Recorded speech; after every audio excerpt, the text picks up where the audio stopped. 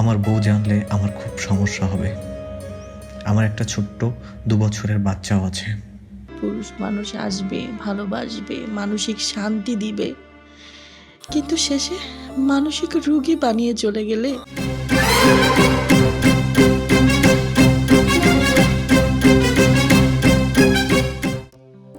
Hello, hello, কে? আমি প্রান্তি। প্রিয়ন্তী নামটা শুনে আমি খুব অবাক হলাম।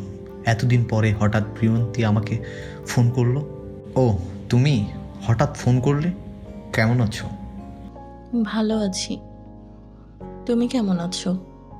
আছি ভালো। কেন ফোন করেছো? তোমার হয়তো মনে নেই, আজ আমাদের 10 বছর হলো সম্পর্কের। এই দিনে আমি তোমাকে ফোন করি, কিন্তু কোনোদিনই পাই না। মনে হয় আমার নাম্বার ব্ল্যাকলিস্ট আজও করে রেখেছো। আমার নাম্বারটা এখনো ব্ল্যাকলিস্ট রয়েই গেল, তাই অন্য একটা নাম্বার থেকে কল দিলাম। বিরক্ত হলে বলছি?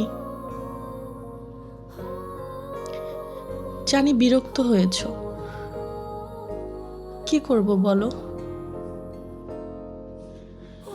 তোমাকে কল দেবার আগে অনেকবার ভাবি কল দিব না।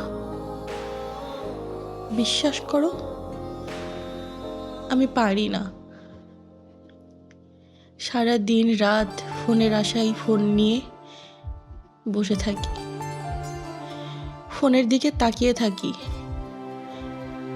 কখন তুমি একটা কল করবে, কখন একটা SMS করবে, কিন্তু অপেক্ষা করতে করতে দিনের পর দিন কেটে যায়। স্বপ্ন দেখিয়েছিলে একটা সংসারের, কিন্তু তুমি ছেড়ে চলে গেলে। কি অপরাধ ছিল আমার? আসলে স্বপ্ন তো সবাই দেখায়, কিন্তু স্বপ্ন পূরণ করার বেলায় পাশে সে মানুষটা থাকে না।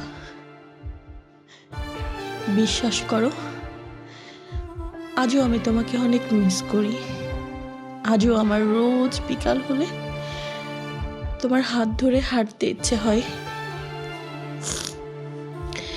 আজও রোজ তোমার সাথে ফোনে ঘন্টার পর ঘন্টা কথা বলতে ইচ্ছে হয়, কারণে অকারণে ঝগড়া করতে ইচ্ছে হয়।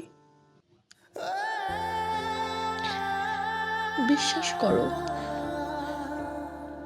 তোমার সাথে কাটানো মুহূর্তগুলো, প্রতিটা মুহূর্ত, প্রতিটা সময় আমাকে কুড়ে কুড়ে খাচ্ছে।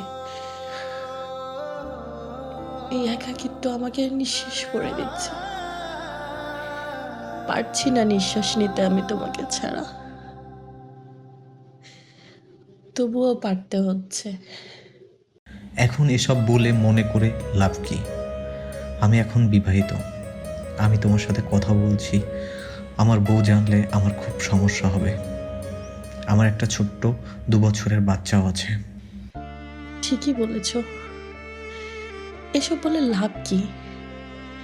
আমার পরিবার গরিব বলে আমাকে বিয়েটা করলে না, মাঝে রাস্তায় আমাকে একা ফেলে চলে গেলে। ভালোই করেছো, জীবন যুদ্ধে শিখিয়ে দিয়েছো কিভাবে বেঁচে থাকতে হয়। ধন্যবাদ আমার চোখ খুলে দেবার জন্য।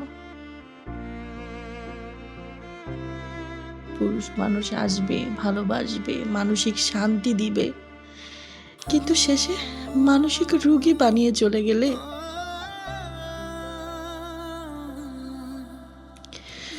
তোমার প্রতি আমার ভালোবাসা সারা জীবন থাকবে। আমার ভালোবাসা কখনো মরে না, কারণ আমার ভালোবাসা মিথ্যা ছিল না। এত ব্যস্ত থাকো তুমি,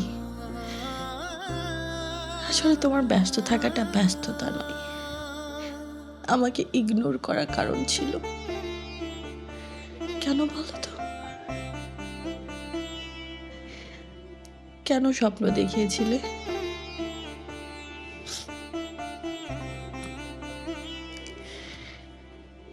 নিশ্চয়ই খুব ভালো আছো, বড়লোকের মেয়েকে বিয়ে করে। ভালো থেকো। ভালো থেকো বলে প্রিয়ন্তী কাঁদতে কাঁদতে ফোনটা কেটে দেয়। সে বুঝে যায় জীবন কারোর জন্য থেমে থাকে না, জীবন ঠিক তার মতো করেই বয়ে চলে, কেউ কারোর জন্য অপেক্ষা করে না। তাই তো সামনের দিকে এগিয়ে যাওয়া।